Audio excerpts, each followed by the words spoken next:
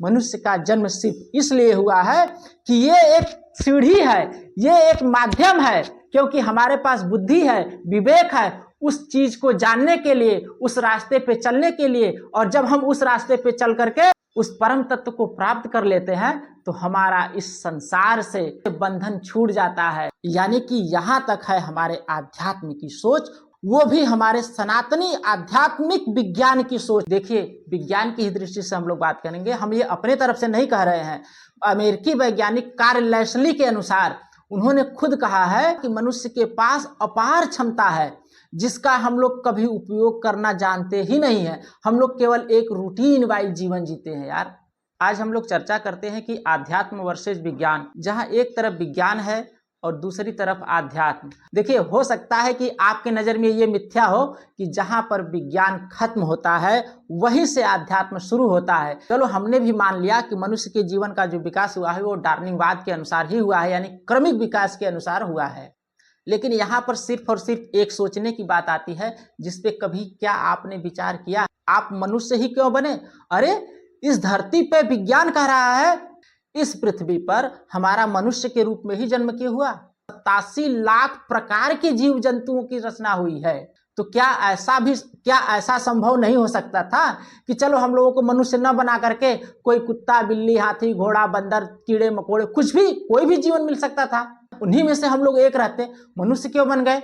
इस मनुष्य के उस ईश्वर ने क्यों बना दिया? उस सुपर नेचुरल पावर ने क्यों बना दिया? या क्रमिक विकास में मनुष्य ही क्यों बन गया?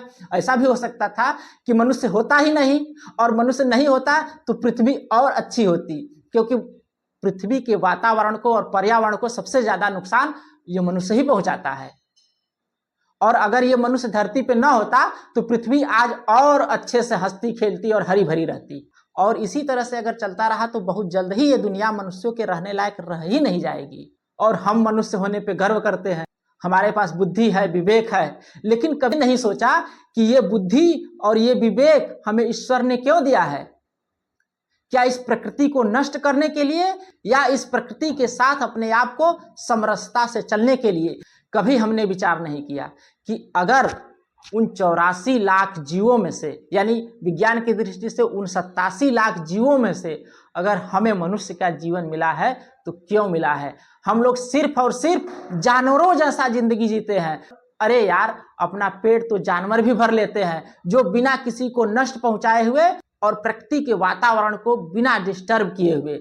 हमसे अच्छा तो वो जीव जंतु और जानवर हैं। कभी आप अगर रुक करके सोचिए कि क्या ये जो हमें मनुष्य का जीवन मिला है, ये इसी रोजी रोटी, बाल बच्चे, दुनियादारी, अपना कैरियर, बच्चों का कैरियर, सबका भविष्य, समाज की चिंता, इस तरह की सारी चीजों को लेकर के 70-80 साल की जो ये मनुष्य की यात्रा है एक दिन समाप्त हो जाती है और फिर ये संपूर्ण जीवन नष्ट हो जाता है। और यही कारण है कि हम मनुष्य इस भ्रम में जी रहे हैं कि हम लोगों का जन्म एक क्रमिक विकास के कारण हुआ है और हम मनुष्यों की उत्पत्ति स्वतः अपने आप हुई है। अरे, हमने मान लिया कि अपने आप हुई है, क्रमिक विकास के कारण हुई है, लेकिन किस लिए हुई है, वो वजह क्या है, उसको भी तो जानिए। तो देखिए, एक नजर उस पर डालते हैं कि मनुष्य का जन्म इसलिए नहीं हुआ है कि सिर्फ वो अपने रोजी रोटी और दिनचर्या में बिता दे।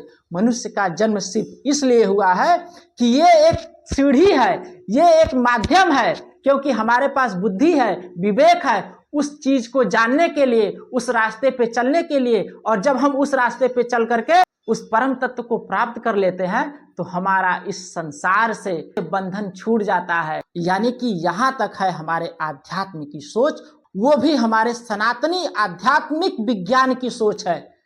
और इस बात पे सिर्फ एक बात मैं कहना चाहूंगा कि इसी बात पे तो हमें सनातनी होने का गर्व होता है।